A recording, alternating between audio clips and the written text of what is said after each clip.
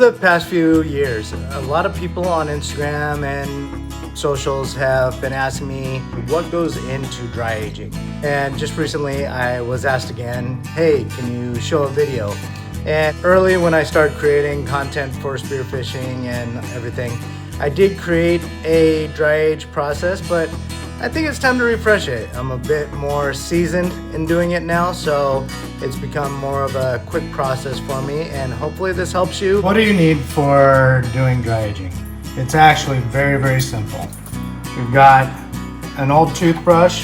I like to have it kind of stiff because we're really trying to get in and get rid of all the blood in the fish. Really sharp knife to take the scales off. Kitchen shears to take all of the fins off. And then for me, I use a really sharp rod that I've created a little spear out of. And so I use that to put through the fish so that it hangs securely in the fridge when I'm hanging them up. The first part of this process is go out and shoot your fish, of course, right? This is a process that actually begins when you're in the water. After you shoot your fish, you're gonna brain the fish, you're gonna bleed the fish by cutting around the gills, then you're gonna remove the guts. A fourth part is actually taking a thin wire and sticking it through the spinal column, which is, this whole process is called EKG. It's designed to stop the stress, stop the adrenaline from going from the fish to really preserve the meat and make it as umami flavor as possible. So here I've got two absolutely beautiful opal eyes that I'm going to dry age. And the very first thing you need to know about dry aging is everything has to be as clean as possible. So this whole process, wash it down first, wash them down a couple times first. You're going to try to get rid of every bloodline, every blood, everything. Basically, you're just going to clean it.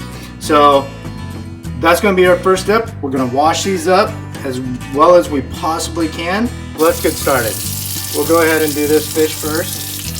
So the very first thing you're going to do is I'm actually going to come in and I'm going to clean this whole thing off, make sure it's as clean as possible. I'm going to go in the inside here. I'm going to use that toothbrush and I am going to go in and get rid of as much blood line as possible. I'm going to cut out all of the gills, remove all the gills, make it nice and clean all the way throughout. That will be the very first. The first part of this has been done. We have removed all of the fins off of this. I've come in and I've actually removed all of the gills. Now you see all this blood. We are going to go in and we're going to clean all this up as much as possible. One thing you really want to do is right down here at this part of the fish, right at the spine, there's a bloodline that runs there. You have to open that up and clean it out as much as you possibly can. Basically at the end of this, you should almost see no blood whatsoever. Once you're done, see how clean that is? Basically there's a little tiny bit of pink left, but you try to scrub out as much as possible. So as you can see, I took out that entire bloodline. And so what we're gonna do next is we are going to sukubiki this fish, which means that we are going to descale it using a knife. So here we're gonna start at the tail and we're going to use our very, very sharp knife, and you're just keeping it right under the skin. So you're not going into the meat. You're just gonna nice and easily. You should almost be able to do this like I am without even holding it down. That's how sharp your knife is. Mine is a little bit dull, so it's catching. So I'm gonna have to do one of these fillets without filming. So we're gonna start slicing this one up now, and remember, you're going to just come through and you're gonna use the knife, just let it slide through. In this case, I shot the fish right in the side, so it makes it a little bit more difficult. I usually try not to shoot a fish in the side, so that try to get every stone shot right. But in this case, you just go around it, try not to dig too deep. One of the problems is there's a pin bone about halfway through that you have to watch out. It's about halfway through the fish. Your knife will get hung up on it. Just try to go around it. That's an area that you do kind of nick up quite often. In that case, after dry aging, you're just not going to use that piece. That portion that is exposed to the air. Okay, so I've finished off doing the sukibiki, and what you see here is the sukibiki fish. So that is all the scales removed.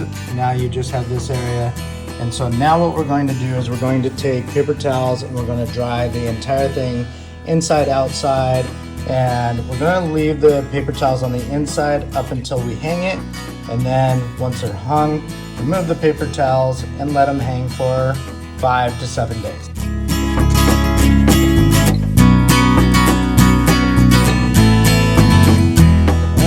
Both of them hanging here.